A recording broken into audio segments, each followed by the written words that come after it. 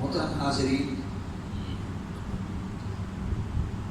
ہماری آج کی گفتگو کا موضوع ہے اللہ کے نزدیک پسندیدہ دین اسلام ہے۔ سبحان اللہ، بے شک۔ اور دین ہماری ضرورت ہے۔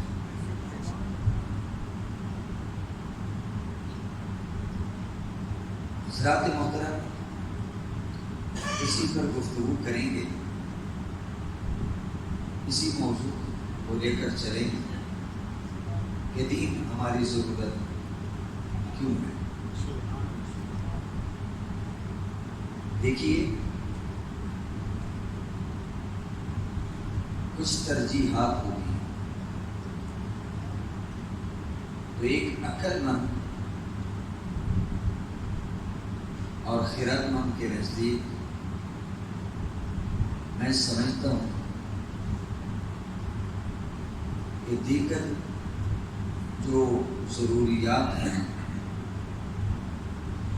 خاص طور پہ اعتقادی چیزیں ہیں، ان میں سے قابل ترجیح دین ہے، مذہب ہے، اور جو انسان کی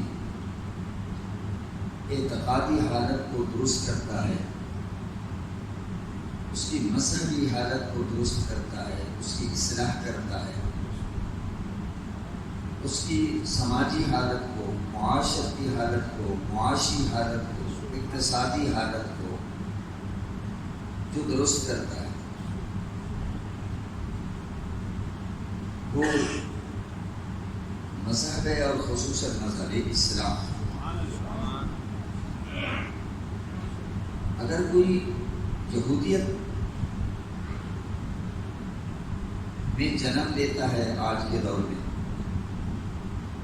یا یہودیت کو اختیار کرتا ہے، یا عیسائیت میں جنم لیتا ہے، عیسائیت کو اختیار کرتا ہے، عیسائیت پر جیتا اور مرتا ہے، تو وہ دنیا اور آخرت کی، خاص طور پہ آخرت کی کامیابیاں حاصل نہیں کر سکتا۔ بھلے سے وہ دنیا کی کامیابیاں سمیٹ لے، وہ ہندو مذہب میں جنم لیتا ہے، اس کی اعتقادی حالت تباہ۔ وہاں ایک خدا نہیں، دو نہیں، 100 نہیں، ہزاروں نہیں، 36 کروڑ خدا اسے ماننے پڑتا۔ جیسے دور جاہلیت میں عربوں نے، مشرکین نے اپنے ہاتھوں سے تراشے ہوئے بت مانتے مانتے، لات و عزا، حبل، منات کے آگے سر جھکاتے جھکاتے 360 خداؤں تک پہنچے۔ اور ظلم یہ ہے کہ انہوں نے خانہ کعبہ میں نصب کر دیا۔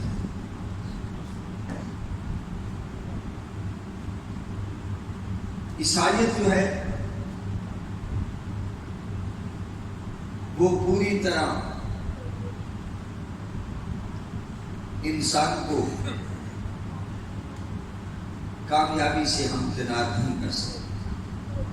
بنیادی غلط ہو گئی کہ عیسائیت اختیار کرو گے تو تمہیں 3 خدا ماننا پڑے، بنیادی غلط ہو گئی۔ اور آپ جانتے ہیں کہ انسان کی زندگی میں اعتقاد کو بڑی مرکزیت حاصل ہے اور بنیادی حیثیت حاصل ہے۔ انسان کا عقیدہ درست ہوگا، انسان کا نظریہ درست ہوگا، انسان کی فکر جو ہے وہ راست ہوگی، تو اس پر جو عمارت قائم ہوگی وہ بھی صحیح ہوگی۔ اگر انسان کا عقیدہ ہی غلط ہے، نظریہ ہی غلط ہے کہ وہ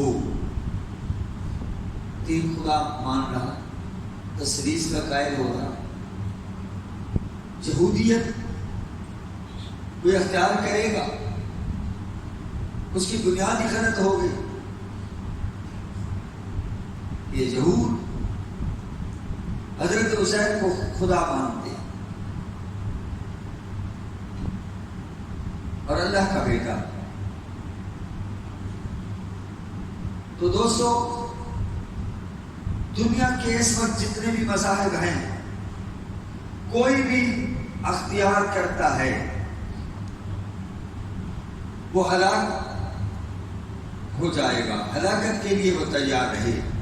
تو الحمدللہ ہم جس دین کے پیروکار ہیں، جو محمد عربی صلی اللہ علیہ وسلم خاتم النبیین صلی اللہ علیہ وسلم جو گیر آفاقی اور الہامی دین لے کر آئے، اسے دین اسلام کہا جاتا ہے. اگر کوئی اس پر چلے تو دنیا میں بھی کامیاب اور آخرت میں بھی کامیاب. کیونکہ یہاں پہلی بات یہ ہے کہ ایک خدا ماننا پڑتا ہے، یہاں ایک معبود تسلیم کرنا پڑتا ہے، یہاں ایک الہ کے سامنے سر جھکانا پڑتا ہے، ایک الہ کے آگے ہاتھ پھیلانا پڑتا ہے. لا الہ الا اللہ محمد رسول اللہ. اللہ کے سوا کوئی معبود نہیں. تمام معبودان باطلہ کی نفی ہو کر لات و ہبل عزا ان کی نفی کر دی جاتی ہے. کوئی لات نہیں، کوئی منات نہیں، کوئی عزا نہیں. جیسے تاج والے لات کی پوجا کرتے تھے اور مکے کے قریش کفار یہ عزا کی، اور مدینہ کے جو اوس و خزرج کے قبیلے تھے وہ منات کی. اور ان سب بتوں سے بڑا بت ہبل تھا جسے خانہ کعبہ کی چھت پہ نصب کیا ہوا تھا. سب اس کی پوجا کیا کرتے تھے. لیکن سبحان اللہ، جب آپ مسئلہ اسلام میں جنم لیتے ہیں یا کوئی بھی بھٹکا ہوا بندہ، یہودی، عیسائی، سکھ اور ہندو اور بدھ مت کا پیروکار، کسی بھی اسم کا پیروکار، جب سبحان اللہ اندھیروں سے نکل کر، تاریکیوں سے نکل کر اسلام کے اجالے میں آتا ہے، تو سب سے بڑی بات یہ ہے کہ اسے ایک خدا تسلیم کرنا پڑتا. لا الہ الا اللہ محمد رسول اللہ. ایک کے آگے جھکیں گے، در بدر جھکنے سے بچ جائیں گے، در بدر کی ٹھوکرے سے بچ جائیں گے. ایک سجدہ جسے تو گراں سمجھتا ہے، 1000 سجدے سے دیتا ہے آدمی کو نجات. بات کہتے ہیں ایک کے آگے جھکے، در بدر کی سجدہ ریزی سے. کیوں؟ بتوں کے آگے جھکنے سے انسان کے لیے ذلت ہی ذلت ہے، اور آپ نے رب کے آگے جھکنے میں انسان کے لیے عزت ہے، شرافت ہے، کرامت ہے. بتوں کے آگے جھکنے سے انسان کی تذلیل ہوتی ہے، توہین ہوتی ہے، اور اللہ کے آگے جھکنے سے انسان کی توقیر ہوتی ہے، انسان کی عزت ہے. اللہ دوستو، کتنی بڑی بات ہے کہ اللہ کو تو اتنا ہی پسند نہیں ہے کہ انسان روٹی کا لقمہ کھانے کے لیے روٹی کی طرف جھکے، پانی کا گھونٹ پینے کے لیے پانی کی بالٹی کی طرف جھکے. اللہ کو تو اتنا ہی پسند نہیں ہے. اللہ نے ساری مخلوق بنائی ہے. اللہ کی مخلوق میں اونٹ ہے، گائے ہیں، بھینسیں ہیں، بکریاں، بھیڑیں. ہم دیکھتے ہیں ان کو. اللہ نے ان کی خلقت، یعنی ان کی تخلیق جو ہے اور طریقے سے کی. ان کی ساخت ان کی بناوٹ اور طریقے سے. وہ جب بھی چارہ کھائیں گے وہ جھکیں گے, منہ کو لے جائیں گے. جب بھی پانی پیئیں گے تو پانی کی طرح منہ کو لے جائیں گے. ان کے لیے کوئی تذلیل نہیں, ان کی فطرت میں شامل ہے. اللہ نے فرمایا دیکھو اے انسان, تو کوئی معمولی شے نہیں ہے, تو میرا نائب ہے, تو میرا خلیفہ ہے. دیکھ میں نے قرآن میں تیری جا بجا عظمتیں بیان کی ہیں. بسم اللہ الرحمن الرحیم والتین والزیتون وطور سینین وہذا البلد الامین لقد خلقنا الانسان فی احسن تقویم. قسم ہے زیتون کی, قسم ہے انجیر کی, قسم ہے طور سینا کی, قسم ہے اس امن والے شہر کی, مکہ کی. البتہ تحقیق ہم نے انسان کو ساخت کے اعتبار سے, ہم نے عقل کے اعتبار سے, شکل کے اعتبار سے خوبصورت بنایا. موازنہ کر, جانور پھرتے, حیوان پھرتے, اے انسان ذرا اپنے اندر دیکھ لے. وفی انفسکم افلا تبصرون. ہم نے تو پوری کائنات اٹھا کر تیرے اندر رکھ دی, ذرا دیکھ تو صحیح. نمونے ملیں گے انسان کے اندر. انسان کے اندر دریاؤں کا نمونہ, پہاڑوں کا نمونہ, جنگلوں کا نمونہ, آسمان کا, چاند سورج کا نمونہ, زمین کا نمونہ, درختوں کا نمونہ, کائنات کا. سبحان اللہ. اگر دیکھنا چاہتے ہو ایک جگہ خلاصہ تو وہ انسان. لقد خلقنا الانسان, اللہ نے 4 چیزوں کی قسمیں ذکر فرمائیں, پھر لام بھی تاکید کا اور قد بھی تحقیق کا. 6 چیزوں کا ذکر, اور جہاں 2 تاکیدیں آ جائیں تو قسم کا ہے. گویا کہ 4 قسمیں پہلے, 5ویں قسم اور آ گئی, اور جواب قسم کے طور پر فرمایا ہم نے انسان کو بہت خوبصورت بنایا. انسان کی آنکھیں خوبصورت, انسان کے خط و خال دیکھیے, دوسرے جانوروں سے انسان ممتاز ہو جاتا ہے. باہر کہہ اللہ کو اتنا ہی پسند نہیں کرتا کہ انسان کھاتے ہوئے روٹی کی طرف جھکے, پیتے ہوئے پانی کی طرف جھکے. اللہ فرماتے یہ تیرے لیے تذلیل ہے. اس میں تذلیل کا پہلو ہے, تحقیر کا پہلو ہے, توہین کا پہلو ہے. اے انسان یوں نہ کر. کیا کروں؟ ہم نے ہاتھ نہیں دیے. ہاتھ بڑھاؤ, لقمہ توڑو, منہ کی طرف لے جاؤ. ہاتھ بڑھاؤ, گلاس میں پانی ڈالو, پھر لے جاؤ.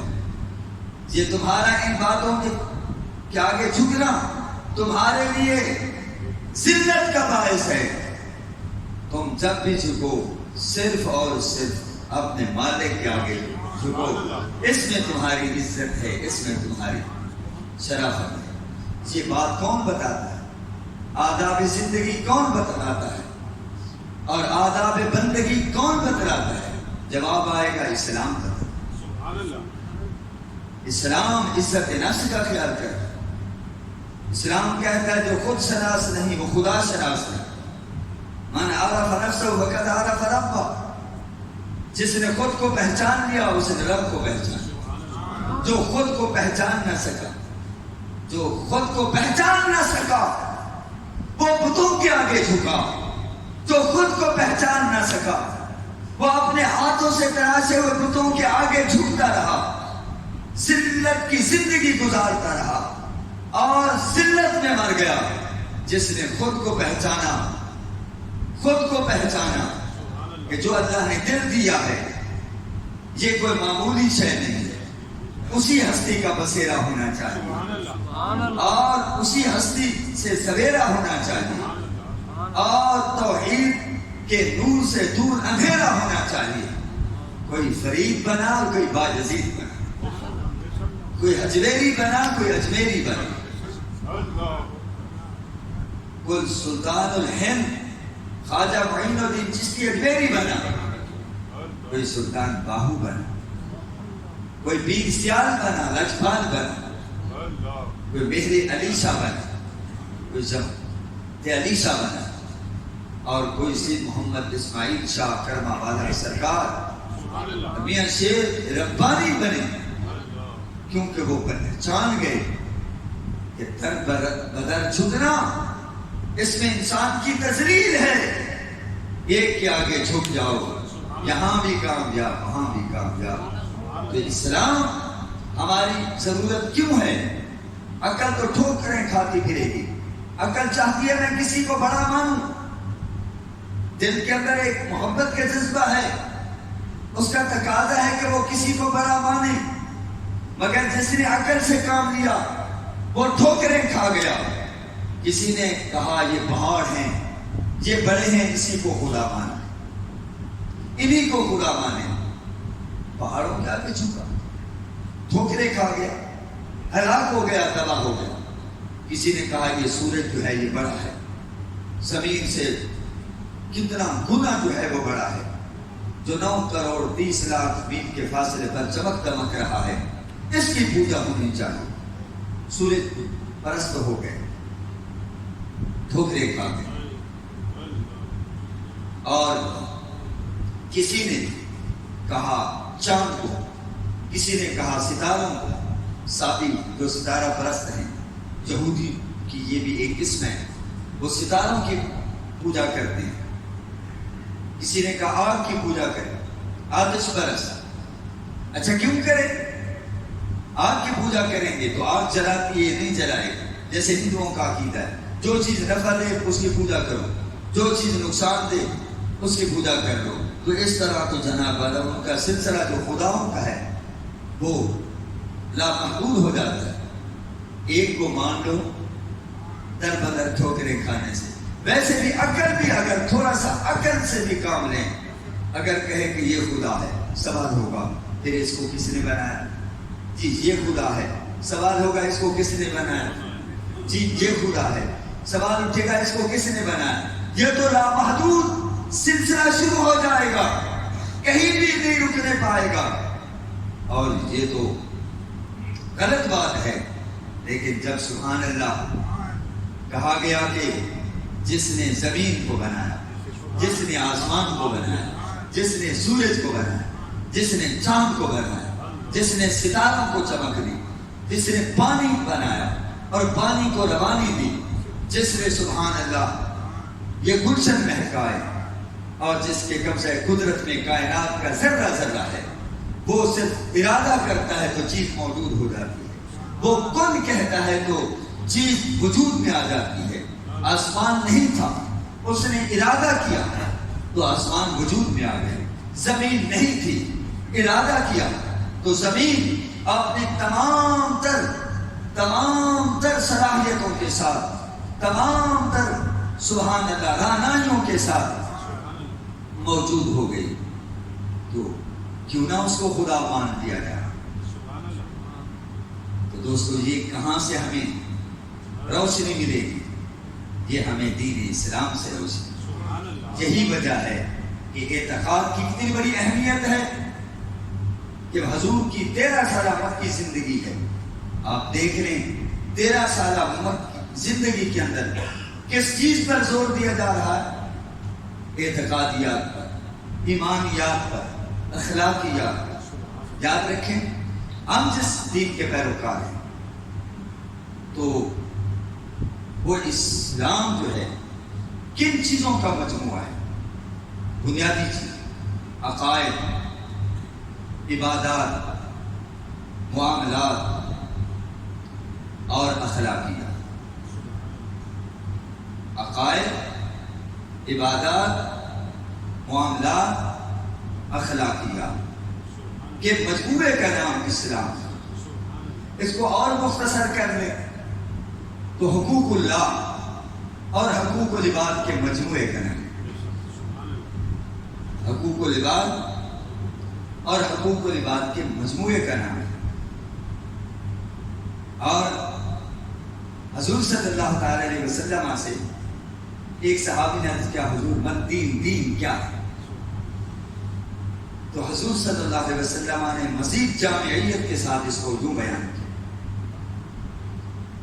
فرمایا الاطاعت لامر اللہ، الاطاعت لامر اللہ والشفقۃ علی خلق اللہ، فرمایا اللہ کے حکم کی اطاعت کرنا اور اللہ کی مخلوق پر شفقت کرنا، اس کا نام کیا ہے؟ اس کا نام دین ہے۔ تو حضرات محترم، پہلا شعبہ کیا ہے؟ عقائد۔ تو انسان کا عقیدہ درست ہونا چاہیے، رب تعالیٰ کے بارے میں درست ہونا چاہیے۔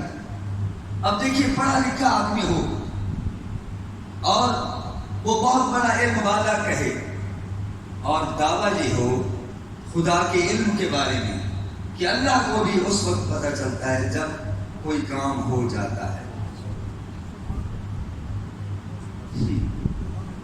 یہ پڑھے لکھوں نے دھوکے نہیں کھائی کہ اللہ کا علم یہ کمال ہے، کمال ہے بھی بھائی محمد شاہد کو بھی اس وقت پتہ چلے، قاری فیض احمد صاحب کو بھی اس وقت پتہ چلے کہ جب کوئی کام ہو جائے، اور اللہ کو بھی اس وقت پتہ چلے جب کوئی کام ہو جائے۔ ایمان سے کہنا یہ بات دل کو لگتی ہے؟ ارے بھائی، ابھی چیز وجود میں نہیں آئی، اللہ پہلے سے جانتا ہے۔ ابھی چیز جناب والا مالے سے وجود میں نہیں آئی، اللہ پہلے جانتا ہے۔